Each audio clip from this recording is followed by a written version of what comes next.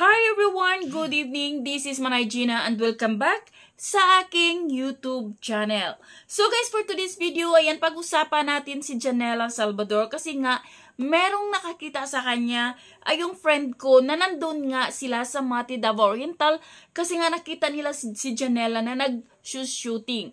Pero, di ko alam at hindi niya rin sinabi, hindi niya rin alam kung anong klaseng movie ba or teleserye ba yung ginagawa ni Janela Salvador.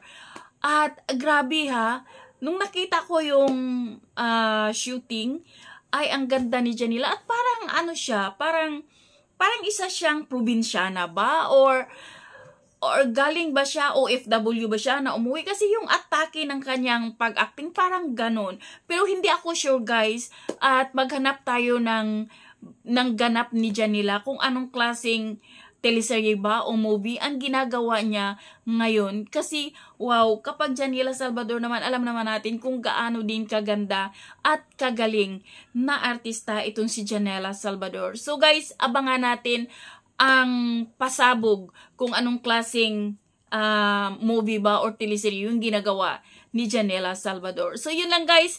Thank you for watching. Until then, bye. God bless everyone. Bye. Be kind.